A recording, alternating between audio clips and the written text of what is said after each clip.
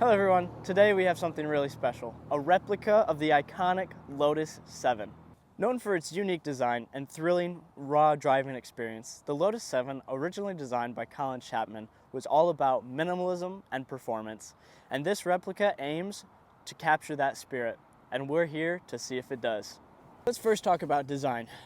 The Lotus 7 is almost instantly recognizable, low, wide, open tires, and extremely lightweight, which makes it have a ton of performance on the track. Inside, you won't find luxury. The cockpit is as bare as it gets, just you, a steering wheel, and the road ahead.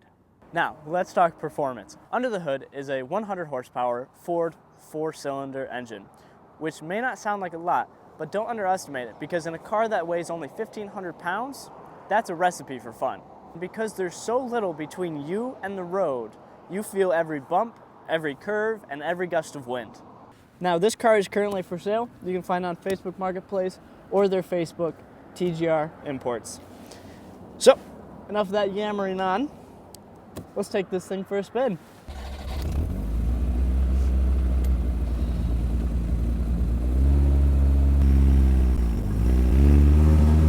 One of my favorite things about this car is how fast I can actually corner at. I can take a corner at like speeds nobody should be taking corners at.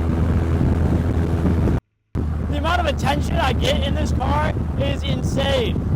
I've driven an Aston Martin before for like weeks at a time, and it did not get as much attention as this car did. Go a different way, I suppose. That's new. I don't know if you can tell, but this car isn't necessarily quiet either. But it sounds so good, especially once you get it past 3,500 RPMs. Now, it necessarily doesn't have a lot of horsepower or a lot of torque, but it sure makes up for it by not having any power brakes, not having power steering, literally no options except for a steering wheel, a seat belt, and some wheels.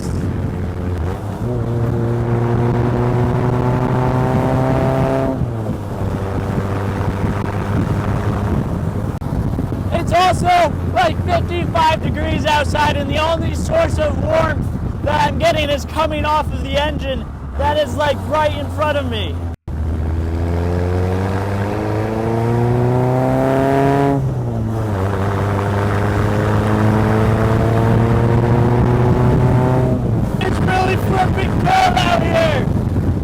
I also am praying, I didn't check the weather, I'm also praying that it's not going to rain today because, well, I don't have a roof. As far as safety features goes, well, you've got this seat belt, and that's pretty much it.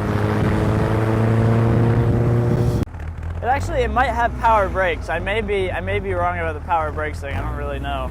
So what I found out while I was editing and doing a bunch of research on the Robinhood 3A, which is the kit car that I reviewed, is that I think the one that I reviewed is the only one in America. I'm not 100% sure, but I can't seem to find any other instance of a Robinhood 3A kit car being in America. So if you know of one, drop a comment below because I'd love to know if there is another Robinhood 3A kit car in America.